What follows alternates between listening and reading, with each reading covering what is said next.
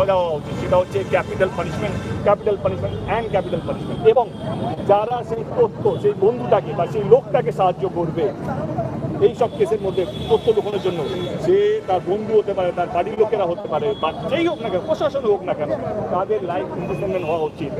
এবং যেটা এখন সবচেয়ে বেশি দরকার, স্কুলে মেয়েদেরকে সম্মান জানানোর একটা সাবজেক্ট হওয়া উচিত। এবং এখন মেয়েদেরকে শুধু বলা হয় গুড টাচ ব্যাড টাচ শিক্ষা দেওয়া হয়, সেটা শুধু নয়, এখন ছেলেদেরকে শেখাতে হবে কি what is good touch and what is bad touch in school. এবং প্যারেন্টসদেরকে, শুধু মেয়েদেরকে নয়, তাদের মেয়ে হলে তাদের মেয়েকে শেখাকে এটা গুড টাচ এটা ব্যাড টাচ না, ছেলেদেরকে শেখানোর সময় হয়ে গেছে। ছোটবেলা থেকে তাদেরকে শেখাতে হবে কি মেয়েদেরকে কীভাবে টাচ করতে হবে, which is good touch and which is bad touch. এবং ভারত সরকারকে একটাই অনুরোধ যে ক্যাপিটাল পানিশমেন্টটাকে যত তাড়াতাড়ি পারবে এক্সিকিউট করতে হবে, তবে যে মানুষের মনে ভয় হবে। আজকে আপনারাই বলুন না, আমার কাছে 14 দিনের মধ্যে এমন ঘটনা এসছে, বা যারা বলতে চায় যে আমার মাধ্যমে, যে আজকে মেয়েরা, আমি বলছি না আমার বাস বা আমার স্টেটের বাসের কথা বলছি, আমার স্টেটের কথা বলছি, ভারতবর্ষ জুড়ে প্রচুর হয় যে অটোতে মেয়েরা নিরাপত্তা নেই, রিক্সাতে মেয়েরা নিরাপত্তায় নেই, ভিড়ের মধ্যে, যেটা ট্রাম হোক বা মেট্রো হোক বা ট্রেন হোক, বা রাত্রেবেলা যদি বাড়ি ফেরে রাত্রেবেলা 10টার পর যদি ট্রেন রেলওয়ে ব্রিজে তারা সেখানেও মোলেস্ট হয়। আমার মনে হয় কি এইগুলো বন্ধ হবে একটাই কারণে, সেই কারণটা হচ্ছে যতদিন না ক্যাপিটাল পানিশমেন্টকে এক্সিকিউট করা হচ্ছে ততদিন এগুলো বন্ধ হবে। দেব, এর মধ্যে যেটা একটা কথা উঠে এসেছে যে ইন্ডাস্ট্রি নিয়েও একটা কথা উঠছে যে আবার সেই মিটু কেলেঙ্কারি উঠে আসছে বিভিন্ন রকম ভাবে, এটা নিয়ে কি বলবো? মেয়েরা কি ইন্ডাস্ট্রিতে নিরাপদ? ওয়ার্ক প্লেসে আমাদের নিরাপত্তা দেওয়া হবে, আবার বলছি সব কিছু থেমে যাবে যদি ক্যাপিটাল পানিশমেন্টগুলো এক্সিকিউট হয়। কোন মানুষের মধ্যে তো ভয়ই নেই।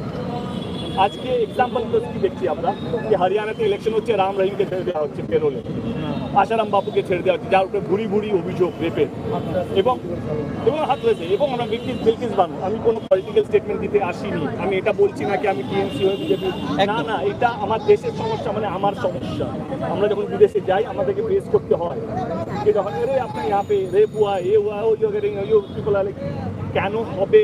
আমি ভারত সরকারকে একটাই আবেদন করব, আমি আজ অব্দি পলিটিক্যাল স্টেটমেন্ট দিইনি যেটা মনে হবে কি আমি টিএমসির হয়ে বলছি বা বিজেপি থেকে বলছি, না, এবার প্রথমবার যদি কথা বলতে যাই, যদি কেউ এটা বলে পলিটিক্যাল স্টেটমেন্ট, তো yes it's a political statement.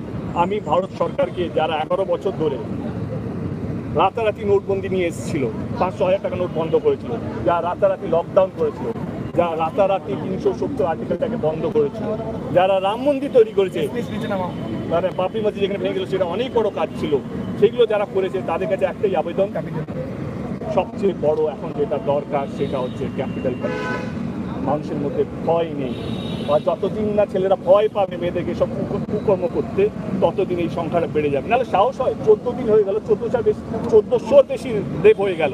প্রত্যেক দিনের সংখ্যাটা হচ্ছে 90 থেকে 100টা, যেটা রেজিস্টার হয়, আনরেজিস্টার্ড অনেকগুলো রেপ হচ্ছে, যেটা তারা ভয়ে কিছু বলতে পারছে না। কোনো একটা বাহুবলী তাকে আটকে রেখেছে, বা কোনো একটা চাপে তারা কিছু বলতে পারছে না, তারা মুখ খুলতে পারবে এবং মুখ খোলার প্রশ্নই উঠবে না। মানুষ ভয় পেতে শিখবে যদি ক্যাপিটাল পানিশমেন্ট যদি শুরু করা যায়। আজকে যেভাবে এই এত সুন্দর এত বড় একটা আন্দোলনটাকে যেভাবে পলিটিক্যালি ডিপেন্ড করা হচ্ছে, সেটা সত্যি দুঃখজনক। আজকে আমাদের দাবিটা কি? শুধুই কার্য করে এটা পানিশমেন্টটা হোক, যাতে ফিউচারে আমাদের সোসাইটি একটা ভালো সোসাইটি, মানে আমার দেশ। তাহলে আমাদের দাবিটা কি? আমাদের ছেলেমেয়েরা, তুমি যেটা হচ্ছে কি ভারতবর্ষে তাহলে এই আন্দোলনটা তো সেই আন্দোলনটাই ছিল। আজকে এই আন্দোলনটা কোথায় চলে যাচ্ছে? নবান্ন ঘেরাও চলে যাচ্ছে, পলিটিক্স চলে যাচ্ছে। কেন? তুমি শুরুতে যেটা বললে বা তার পক্ষে নয়, আমি বলছি রেপটা এমন একটা ডিজিজ হয়ে গেছে আমাদের শরীরে বা আমাদের দেশে, যেটা আমাদের সবাইকে খেয়ে নিচ্ছে। মানে যারা কাজ করে, যেখানে হয়তো আমরা, মানে ইটস নট দ্যাট কে বম্বে আমাদের উপরে হাসছে বা মহারাষ্ট্র আমাদের উপরে হাসছে বা ইউপি, আমরা সবাই কাঁদছি এই কারণে। আমার মনে হয় প্রত্যেকটা পলিটিক্যাল দল একত্র হয়ে কোন রাজ্যে কোন সরকার আছে, কোন রাজ্যে সবচেয়ে বেশি রেপ হয়েছে, সেইটা আলোচনা না করে এই রেপ যে ডিজিজটা আছে সেটাকে মেরে ফেলতে হবে। তার একটাই ভ্যাকসিন, তার নাম হচ্ছে ক্যাপিটাল পানিশমেন্ট। কেন মেয়েদেরকে কেন বার্তা দিতে হবে? নাইট টাইম ছেলেদেরকে বার্তা দেওয়া উচিত।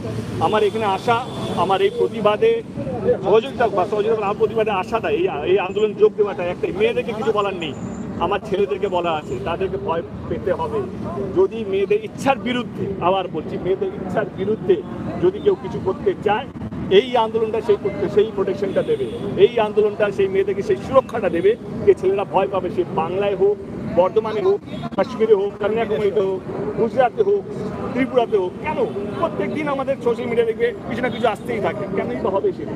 কারণ আমরা পলিটিক্যালি এতটা বেশি মোটিভেটেড, আমরা সারাক্ষণ ভাবি যে কীভাবে এই রাজ্যের সরকারটা ফেলবো, কীভাবে ওই রাজ্যের সরকারটা কিনবো, এইটা নিয়ে যদি সারাক্ষণ টাইমটা লাগে, তাহলে আমরা যে মানুষকে যেটা সবচেয়ে বেশি দরকার এখন এই মুহূর্তে দাঁড়িয়ে, যেটা সবচেয়ে বেশি দরকার ভারতবর্ষে, সেটা হচ্ছে নারী নিরাপত্তা। এবং সেইটা একমাত্র জিনিস হবে মানুষ যেন ভয় পায়। এবং ভয় কীভাবে পাবে? যখন এই ক্যাপিটাল পানিশমেন্টটা শুরু হবে 1 মাসে 2 মাসের মধ্যে যেন তারা শাস্তি পায়। শাস্তিটা হচ্ছে একটাই, সেটা হচ্ছে ফাঁসি। আমরা আর্টিস্ট আজকে সবাই এসেছি, অরাজনৈতিক মঞ্চ আর্টিস্ট সবাই এসেছে এখানে। আমার বক্তব্য হচ্ছে কেন আমরা ক্যাপিটাল পানিশমেন্ট নিয়ে বেরোচ্ছি না, কেন আমরা বলছি না। কিন্তু দেব, এখানে আরেকটা ন্যারেটিভ বারবার উঠে আসছে যে ক্যাপিটাল পানিশমেন্টের ক্ষেত্রে ধনঞ্জয়ের ক্যাপিটাল পানিশমেন্ট এই রাজ্যেই আমরা দেখেছি, তারপরেও মানুষের বিন্দুমাত্র ভয় নেই এবং একই ঘটে চলেছে। একটা ইনসিডেন্ট বলছি, প্রত্যেক দিন তো 90টা রেপ হচ্ছে, রাইট রাইট। 1 বছর করে দেখান, 1 বছর এইটাকে ট্রায়াল অ্যান্ড বেসে রাখুন, দেখবেন সংখ্যাটা 90 থেকে 9 চলে আসছে। সেটাও ভয় হবে না, 0 চলে আসছে। কারণ তুমি যদি একটা এক্সাম্পল নিয়ে যদি সবাইকে ভয় দেখাও, বলবে 90টা এক্সাম্পল আছে, কারো তো কিছু হচ্ছে না। এবারে তাও তো বেরোলে বেরিয়েও যাচ্ছে, হরিয়ানাতে তো বেরিয়ে গেল, ইলেকশন আসছে বলে বেরিয়ে গেল, সে তো সবচেয়ে বেশি অ্যাকিউজ। তার না একটা অভিযোগ নয়, ঘুরি অভিযোগ, সে বেরিয়ে যাচ্ছে। কারণ আমাদের দেশটা পলিটিক্স নিয়ে সবচেয়ে বেশি মাতামাতি আছে। বলো কোন রাজ্যে কোন সরকারটা ভাঙতে হবে, এক্ষুনি চলে আসবে। বলো ইডিসি হাতটা শক্ত করতে, সেই লগুলো রাতারাতি চলে আসবে। এমপি থেকে সাসপেন্ড করে দেওয়া হবে লগুলো চেঞ্জ করার জন্য। আমি বলছি না এটা বিজেপি টিএমসি, আমি চাইছি, আমি এই মুহূর্তে যেটা দেখতে পাচ্ছি, বিজেপিও একটাই জিনিস চাইছে, কংগ্রেস একটাই জিনিস চাইছে, সিপিএম একটা জিনিস চাইছে, সাধারণ মানুষ একটা জিনিস চাইছে, সেটা হচ্ছে যারা রেপ করেছে তারা যেন ফাঁসি পায়। এবং যারা রেপ শুধু বাংলায় নয়, যারা রেপ আমাদের দেশে করে, প্রত্যেকটা মেয়েকে, তাদের সবারই ফাঁসি চাই। কিন্তু এখানে দেব তোমাকে আমি আমার বলছি, যাদের একটু বুদ্ধি আছে তারা বুঝতে পারছে কি এই আন্দোলনটা একদম পলিটিক্যালি শিফট হয়ে যাচ্ছে, পলিটিক্যালি ড্রিভেন হয়ে যাচ্ছে। আমি দয়া করে প্রত্যেকটা মানুষকে বলো, আমাকেও রাখবেন না।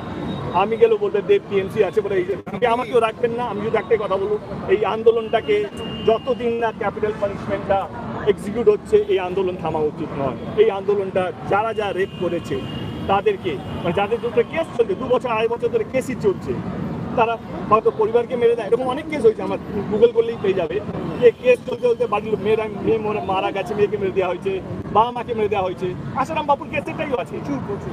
তো এই 2 বছর ধরে যদি কেস চলে, তাহলে তো যারা ভিকটিম তারা তো মেরেই ফেলবে। তো আমার পক্ষে তাহলে আরো বেশি কারো বিপদে আছে, জাস্টিসটাকে পেলে তাহলে। তো আমার মনে হয় বাংলার এই আন্দোলনটা স্বাধীনতার পর সবচেয়ে ভালো আন্দোলন এবং একটা কজের আন্দোলন। আমি চাই এই আন্দোলনটা যতদিন না থামুক, যতদিন এই ক্যাপিটাল পানিশমেন্টটা এক্সিকিউট না হোক। দরকার পড়লে তুমি পথে নামবে ভবিষ্যতে, যদি সকলে যেমন আর্টিস্ট ফোরামে তারা কিন্তু আজকে সবাই দেখো, আমি পথে নামতেই পারি। এবং আমার মনে হয় আমি প্রথম, আজকে না 2 বছর আগে থেকে ক্যাপিটাল পানিশমেন্ট নিয়ে বলছি, আজকে প্রথম বলছি না। এবং আমার মনে হয় কি যেই আন্দোলনটা বাংলার মানুষ শুরু করেছে, ভারতবর্ষে দেখছিল এবং তারাও নেমেছিল, সেই আন্দোলনটা চলা উচিত এবং ক্যাপিটাল পানিশমেন্টের জন্য এই আন্দোলনটা হওয়া উচিত। আসল কাজটা হচ্ছে ডিজিজটাকে ভ্যাকসিন দিয়ে মারা, ভ্যাকসিনটা একটাই, এদের ভয় নেই কারণ। দেখবে ক্যাপিটাল পানিশমেন্টটা শুরু হবে, সব ওয়ার্ক কালচার ঠিক হয়ে যাবে।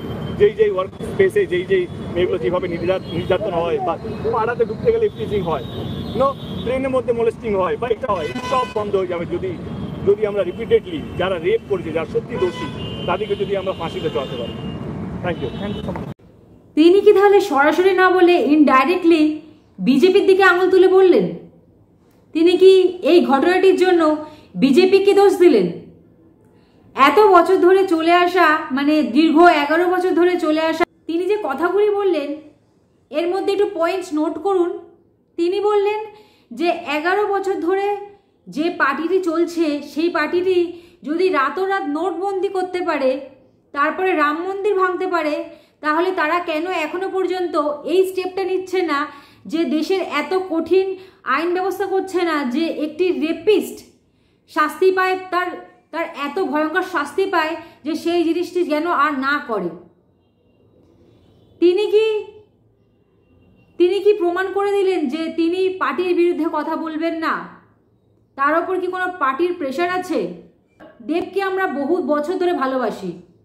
দেব প্রথমে একটি অভিনেতা ছিলেন, দেব তারপরে হলেন একটি মহানায়ক, তারপরে তিনি এলেন পলিটিক্সের জগতে। এখন দেব অন্য রকমের মানুষ হয়ে গেছেন। তিনি এখন কথাগুলি মেপে মেপে সাইজ করে বলেন। দেখুন, আমরা সবাই জানি আজকে যে ঘটনাটি ঘটেছে তার পেছনে যে শাস্তিরা, যে দোষীরা লুকিয়ে রয়েছে, সেই দোষীদেরকে হাইড কিন্তু করছে টিএমসির পার্টি। আমি সরাসরি নাম নিচ্ছি এবং আমরা সবাই জানি, এতে আমার বলতে কোনো বাধা নেই, যে ওই আরজিকর হসপিটালের সন্দীপ ঘোষ টিএমসির বড় একটি র্যাকেট চালাতেন। তিনি টিএমসির পার্টির সাথে যুক্ত ছিলেন। সেইখানের কলেজের স্টুডেন্টদেরকে টিএমসির পার্টিতে যুক্ত হওয়ার জন্য ফোর্স করা হতো এবং পার্টিতে যারা যোগদান করতো না তাদেরকে ধমকি পর্যন্ত দেওয়া হতো। আশা করি আমার এই ভিডিওতে আপনাদের অনেক কিছু পরিষ্কার হয়ে গেছে। ভিডিওটি ভালো লাগলে অবশ্যই লাইক করবেন এবং আমার চ্যানেলটিকে সাবস্ক্রাইব করে দেবেন। ধন্যবাদ।